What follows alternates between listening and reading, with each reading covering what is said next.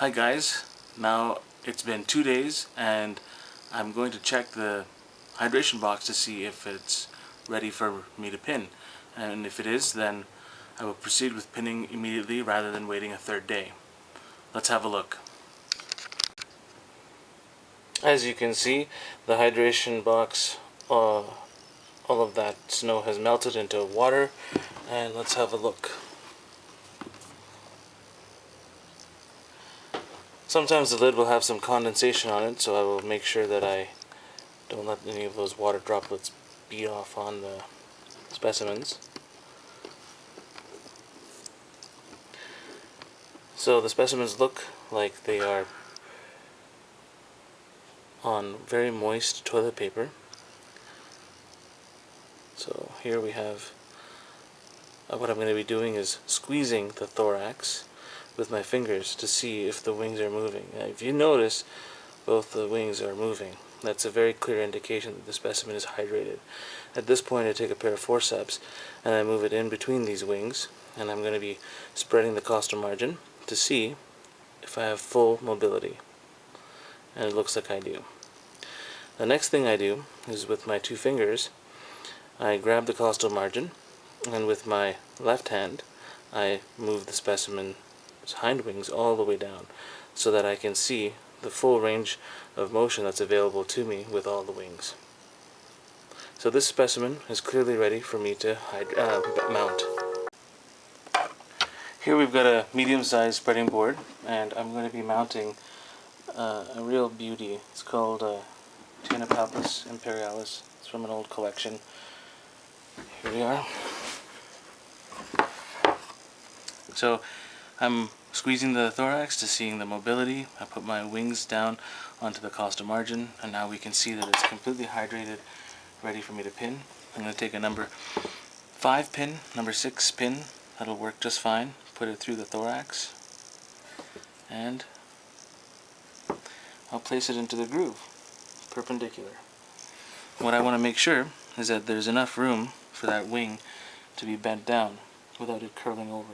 So I just lifted it up ever so slightly to make sure that it's not going to be damaged by this groove here, the edge of that wood. So now, in order for me to get this paper on, I'm going to take this pair of tweezers and I'm going to put it down the middle, and I'm going to place the paper right on top. So that's on one. And I'm going to just fasten it at the top.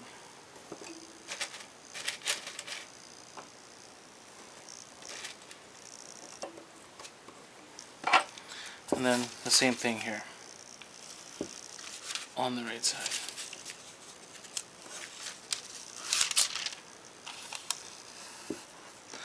And I want to make sure that the paper is totally parallel to the groove.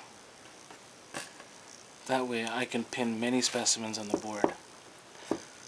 So here we have the female. With my left hand I'm going to just press this down just slightly. With my right hand I'm going to be taking the wing and moving it all the way up 90 degrees, and I gently press down. I'm not pressing onto the paper very hard, and then I move the hind wing, and then I secure that in place, release it, bring the paper out, and now I'm going to hold the tracing paper in place and pin all around.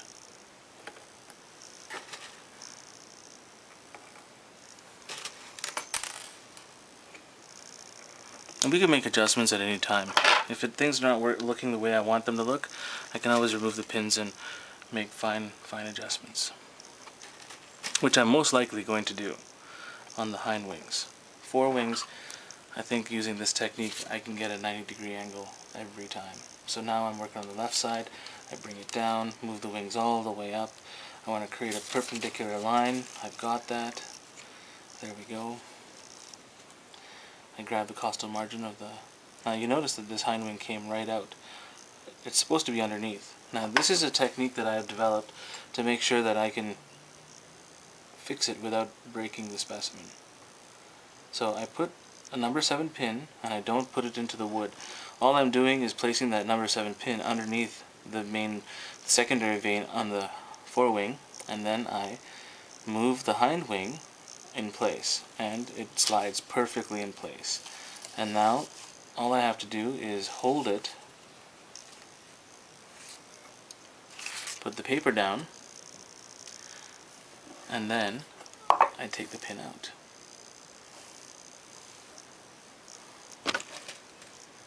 Now I'm going to just place the pins all around. Now what I've noticed is that this forewing has drooped down just ever so slightly. Very easy to fix. Okay? I just go back and I just do the steps again.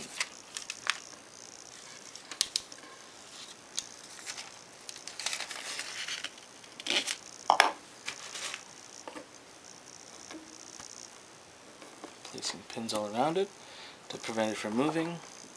Now I work on that hind wing. I want that hind wing to have a nice V, so I'm just going to place it right about there.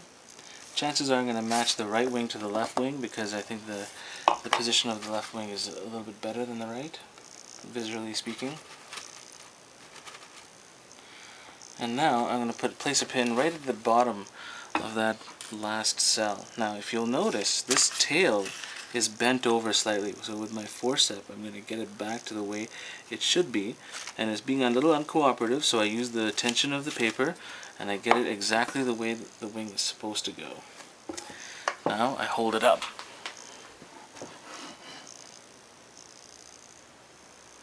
And we'd have a look and we see if it's symmetrical, and you can see the right side hind wing should be coming down just a couple, maybe 2 millimeters at most. I just release the tension. Symmetry is really important with butterflies. So I want to make sure that I get the mounting job done right. So I've got the wings coming down.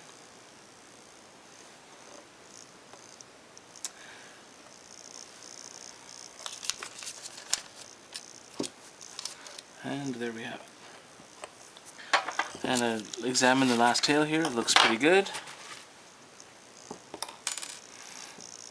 If you'll notice my hands shake, that's because I was in a car accident. I suffered nerve damage, and so I have to deal with shaky hands on a regular basis. And that's what prevents me from being able to pin as much as a person who hasn't been in a car accident can pin, who's learned these techniques. So now I'm going to place the head down, make it nice and straight, pointing towards the front. I'm going to make sure the abdomen is also straight, and I'm going to be moving the antenna down so that the antenna look quite nice, presented in a nice V. Again, if your antennae are not properly hydrated, you're going to find that they snap right off, and you don't want that to happen. Butterflies without antenna or broken antenna are not worth as much as butterflies that have a complete set of antenna. Now it's okay to, if the antenna fall off, it's okay to actually glue them back on. If you do it right, it won't be noticeable to the naked eye. So here we have the antenna of this female Tienopalpus ready.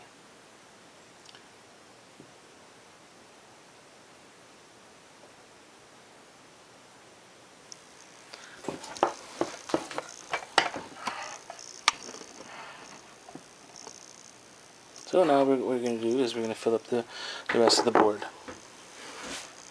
with other specimens, and that way we maximize the use of it. So here is another Tienopalpus female, moving the wings apart, looking to see the mobility, and then we're going to take a number 6 pin and we're going to place it in.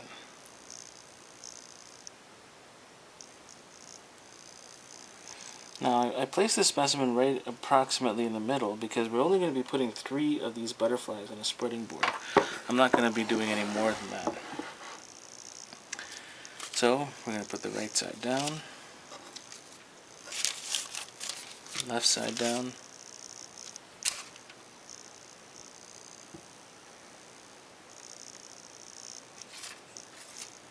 moving the wing up, moving the hind wing up ever so slightly.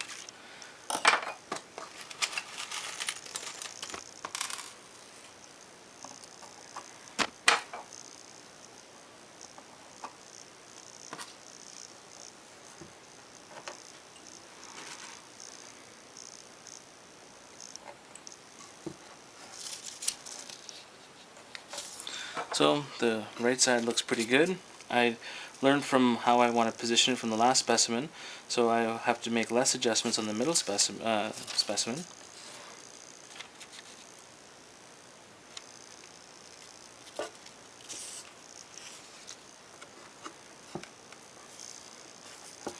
Okay, I didn't actually tighten the tension on the paper hard enough. The wing drooped, so now what I'm going to do is just pin it on the forewing first, then do the hind wing, just so that I don't have to worry about it drooping.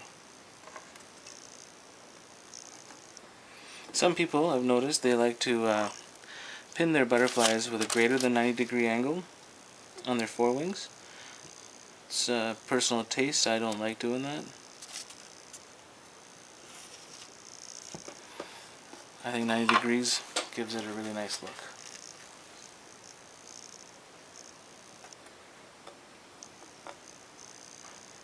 So, now we'll check the symmetry again. Is it symmetrical? And the answer is no. The left side is more drooping down than the right side hind wing.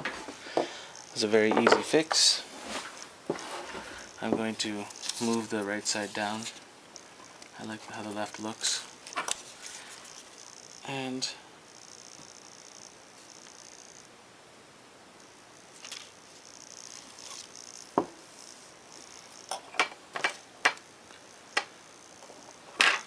there we have it.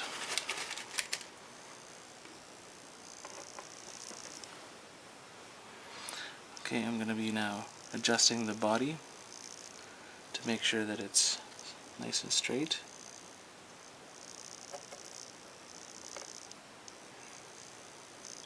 Take some of these pins, and now we work on the antenna.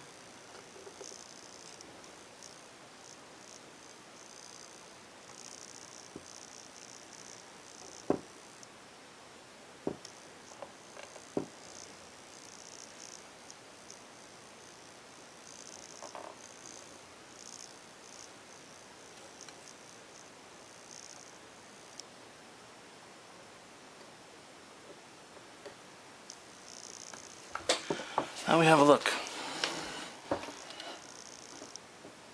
Does it look pretty symmetrical? And I believe the answer is yes.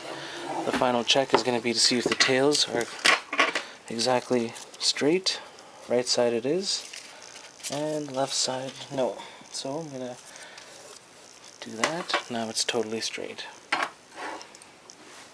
And here's the final specimen that I'm going to be fitting on there. It's going to be a male.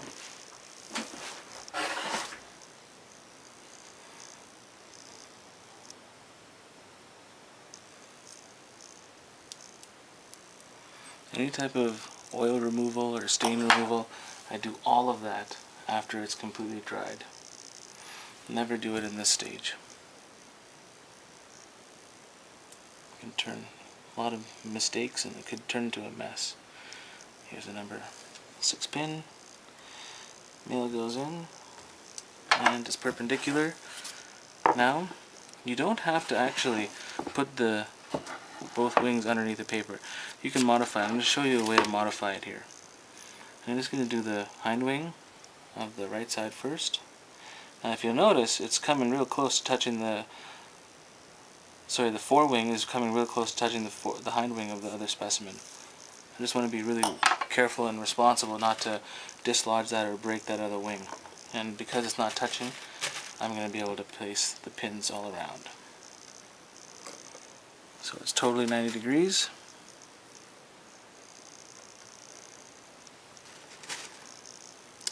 forewing that is, perpendicular to the board. And now here is how the left side goes. So you can see I'm maneuvering with the tail on top of the wing. It's not going to hurt it in any way.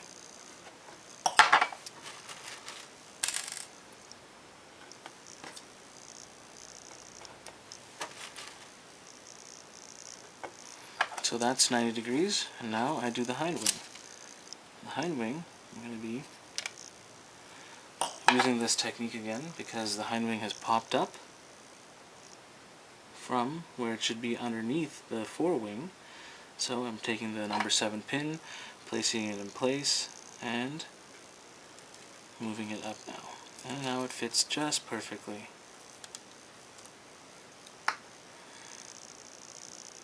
I'll have to push that up just ever so slightly. And now we can take that pin out.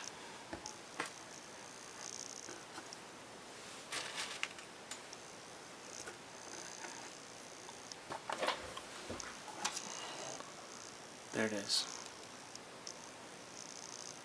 It's looking pretty good. Now it's not quite done because that body's not straight. So we're going to straighten that body by first taking a number 7 pin, going to the top of the body and making sure that it's anchored so that I can now get the pin on the bottom to get the body nice and straight, exactly parallel to that groove, so that there's no chance of that specimen ever appearing to be out of alignment.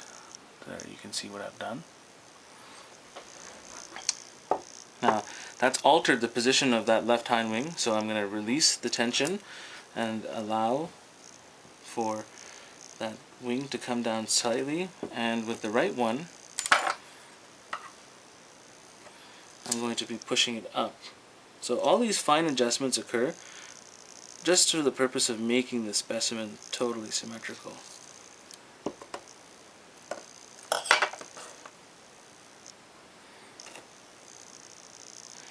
Now I'm going to be doing the antenna. Now the head is tilted just ever so slightly, so I'm going to tilt it the way that the head should be, just pointed downwards and exactly straight, so the antenna are looking like that.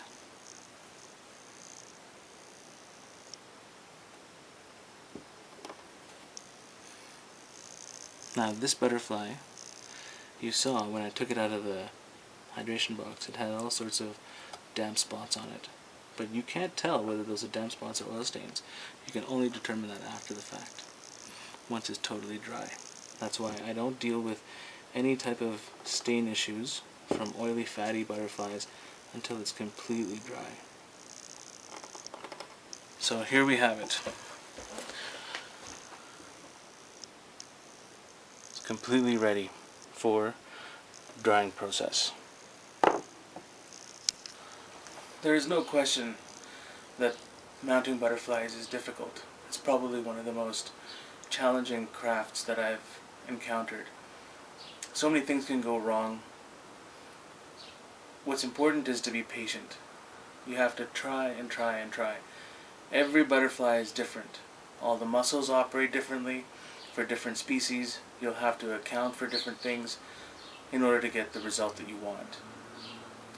My biggest advice is make sure the specimens are fully hydrated, and make sure you have total peace in your mind when you're doing this, because if you're agitated, if you are stressed out, it's sure to create an undesirable outcome.